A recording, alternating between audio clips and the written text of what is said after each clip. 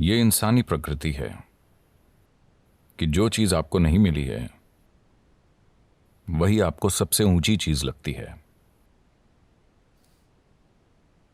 जो आपके पास नहीं होता उस पल वही सबसे बड़ा लगता है। अगर आपने 2 दिनों से खाना नहीं खाया तो खाना भगवान हो जाएगा। आया ना? नहीं? हाँ। अगर आपको यह समझ नहीं आया तो मुंह बंद करके 2 मिनट तक अपनी नाक पकड़िए। अब आप भगवान चाहेंगे या हवा? हवा।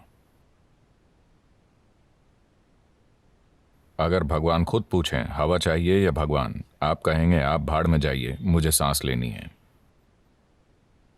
क्योंकि उस पल जो भी चीज आपके पास नहीं होती वो खुद को इतना बड़ा कर लेती है कि बाकी हर चीज को ढक लेती है। या दूसरे शब्दों में, जब आप मजबूरी की स्थिति में होते हैं तब चीजों को वैसा नहीं देखते जैसी वो हैं, वो बहुत बढ़ चढ़ जाती हैं। अगर आपका ब्लैडर भरा है, 1 मिनट, मैं आत्मज्ञान की बात कर रहा हूं। आपका ब्लैडर भरा हुआ है, क्या आपको रुचि होगी? मुझे आत्मज्ञान नहीं चाहिए। फिलहाल बाथरूम जाना ही परम मुक्ति जैसा है। हाँ या ना? तो चाहे जो मजबूरी हो, मजबूरी की स्थिति होने पर आप किसी भी चीज को उसके असली रूप में नहीं देखते। Life will get distorted to make you think that that is it at that moment. जीवन उस पल आपको यह सोचने पर मजबूर कर देगा कि यही सच है। तो इस तरह इंसानी जीवन एक मजबूरी से दूसरी में जाता रहता है। यह आपको चीजों को उनके असली रूप में देखने का कभी समय ही नहीं देता। अगर आप जीवन को वैसा नहीं देख सकते जैसा वो है, तो क्या आप उसे वैसे संभाल पाएंगे जैसे संभाला जाना चाहिए? बिल्कुल नहीं, है ना? अगर आप चीजों को उनके असली रूप में नहीं देखते तो आप उन्हें वैसे नहीं संभाल पाएंगे जैसे संभाला जाना चाहिए। इसी कारण लोगों के जीवन और समाज कई तरह से भद्दे हो गए हैं। जब मैं भद्दा कहता हूं तो मेरा मतलब है सामान्य।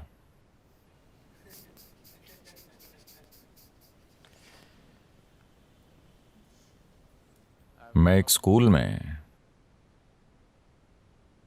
14-15 साल के बच्चों से बात कर रहा था।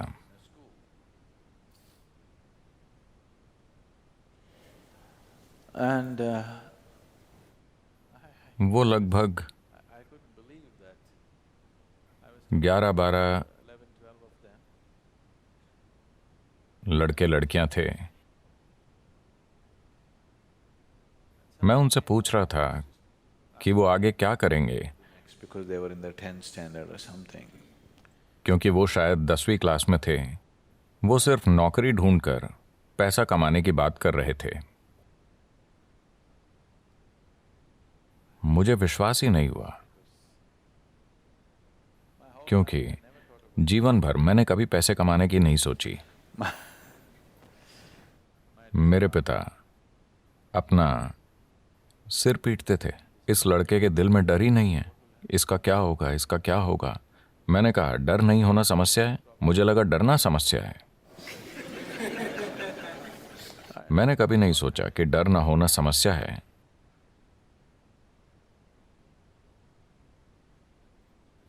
तो परमात्मा का हुक्म था कि मैं एक डॉक्टर बनूं, क्योंकि मेरे पिता डॉक्टर थे। 10 साल की उम्र में मैंने उनसे कहा, नहीं, ये तो मैं बिल्कुल नहीं बनूंगा, मैं डॉक्टर नहीं बनूंगा। पर रोज कोई ना कोई मुझसे कहता, तुम्हें सिर्फ एक डॉक्टर ही बनना चाहिए। आप भारतीय परिवारों को जानते हैं, डॉक्टर बनना ही पड़ता है। आजकल सॉफ्टवेयर सीखना पड़ता है। मैं मैं 8 दिन शिकागो में था। 2 दिन पहले ही मैं भारत आया। तो 8 दिन पहले मैं शिकागो में था और वहां एक भारतीय व्यक्ति से मैंने पूछा, आप क्या करते हैं? और क्या सदगुरु, यानी वो एक सॉफ्टवेयर इंजीनियर है।